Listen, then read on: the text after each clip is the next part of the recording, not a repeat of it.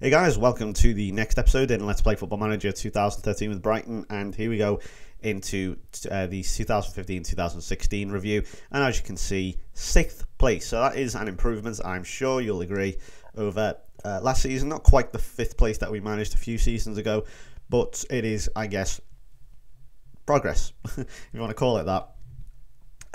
65 points, that's not too bad, but as you can see, the gap to 4th expanded immensely, and, so again, the goal difference has improved somewhat, that's a bit better. Not as many goals, obviously, as you can see. I mean, that's weird. Look at that, 87, 87, 87. Strange. But look at Man City there, absolutely running away with that. 102 points. I mean, remember, I think that may have actually been the same time they got 100-something points. When we were challenging for the title in FM 12 at Liverpool. That was weird. But Man United, any other season, that would have won the title for them. Not this time, though. A goal difference of plus 98. That is absolutely ridiculous. So yeah, not standard top 4 there, I guess. City, United, Chelsea, Arsenal, Tottenham not too far behind, and then there's us. And then there's a bit of a gap there. There's it's not that big a gap.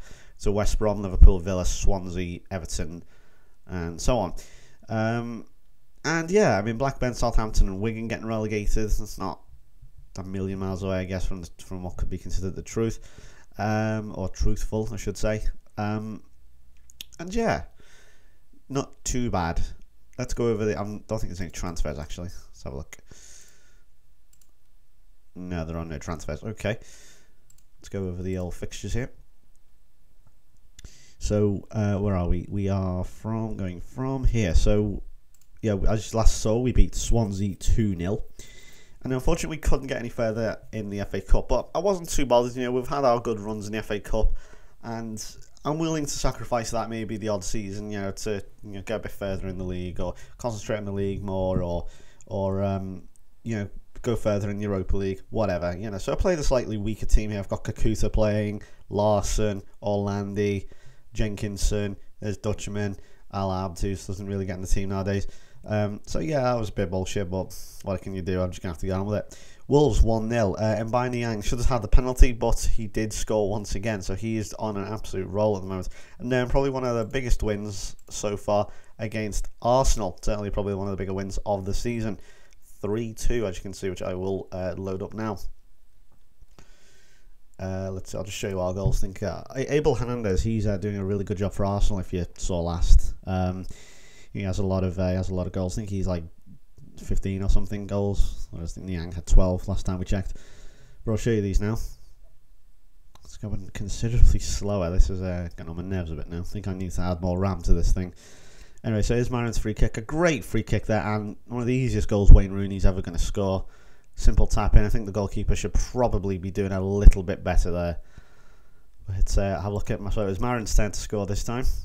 As you can see, 27 shots. Okay, they had more on target and more possession, but at the end of the day, the more we did have the more shots, which is fair enough, I guess. Here goes Niang, 10 provider, and Marin arriving. Really good run there at the back post, and gets us another goal. And finally, we'll show you Niang's goal. So obviously they're all technical assist. Hopefully Rooney assisted with this one. That would make it. I would bring it full circle. So at this point, it is 2-2. Jenkinson's brilliant delivery. Absolutely on a 2-pence for him. And yeah, 3-2 against Arsenal. Very, very big win at the time as well. It really helped with the 4th place thing, which obviously, again, as you will see later on, went away from us. So then we played Olympiacos back-to-back. We didn't have a weekend game. Oh, because of the FA Cup, of course. We didn't have a weekend game, so we had just the week to constantly prepare for this Olympiacos game. And some really decent goals. Ahmed Hegazi with the goals, and obviously no goal for us there. But we that was in Greece. I forgot where it was then. In Greece. I know we took them back home. And it was 2-1 here, as you can see. Cuenca and Shelvey with the goals, and that really was enough. It was 4-2 at that point. I thought we'd done enough, but nearly let it slip. So through to the second knockout round, which is good. Oh, excuse me. Cuenca grabbing 2 more goals Niang should have had 2, but again missed another penalty. We're not doing very well with penalties, are we?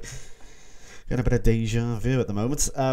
So 3-1 against Sunderland, and then 1-1 against Chelsea. A bit of revenge. It's not really revenge as such, but a little bit of at least a bit of a nod to the last 2 defeats we've had against them this season. At least we managed to take a point off them this time. Wayne Rooney with the goal. And then 2-0 against Liverpool. Jack Butland scoring his own goal. Marin and Rooney were off. Britco had a good game, but that was about it. And then we played LOSC Lille. I'm just going to call them Lille because I realised UEFA kept calling them LOSC Lille. So I'm just going to call them Lille. Shelvey with 2 goals.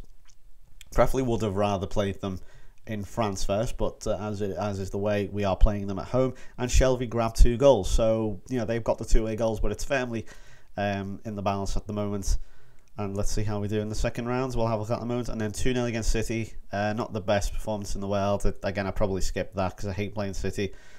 And we had a brilliant game against Lille. Unfortunately, we did go out in the Europa League in the second knockout round, but this was excellent. 4-3, 6-5 on aggregate. I'm not going to show you the goals because we will literally be here all day. As you can see there, front 2 both ending on ratings of 9. Roux and Payet there. Cuenca gave us a really good start as well, but they just didn't take any bullshit. Look at that, they got 2 goals quickly, and then another 1 either side of half time. So yeah, that was a bit of a shame really. But now it's a really good game for us. Carlton Norton really was very, very off that day. Cuenca also having a good game, and not nested there, nearly giving us something, but it wasn't enough. And then Arsenal, see, we've gone on a bit of a sloppy run here since the end of February, where we beat Sunderland quite handsomely. We haven't won. Then again, we have played Chelsea, Liverpool, Lille, City, Arsenal. But we got a point, Bruma scoring. And then Villa, we've got an own goal there for us. Strasser had a good game. And then finally, nearly 2 months after our last win, I think that was where we kind of lost our chance of getting 4th. So I thought, okay, we might as well try and get 5th, get more money, I suppose, finishing higher. Nicheby come back in again. He always seems to come good last third of the season. And Wayne Rooney also scoring there. 1-0 against Southampton. That killed off any chance of 4th place we had if there wasn't a modicum of it left. Beat Wigan 1-0. Wayne Rooney scoring. Cuenca scoring at the Hawthorns to give us a victory over West Brom. Marin scoring again. We're just getting shading these 1-0s here at St James Park at 1-0 against Newcastle there, Marin, as I say, and then finally stopped at 0-0. Niang and Marin couldn't get firing that day. Everton 3-1, a good victory of Everton. Victor Nicheby and Wayne Rooney, the former Everton lads, scoring there. Typically, I knew Wayne Rooney was going to score. I think I knew as soon as Niang got injured, I was like, an Nicheby. It's going to be an Nicheby. Don't know why I didn't start with him, actually. And that was the last game of the season. So, yeah, it kind of ended on a bit of a shitty note there, with the Europa League loss. Nothing with the FA Cup. Obviously, we're already out of the Capital One Cup since we lost to Chelsea in the quarterfinals.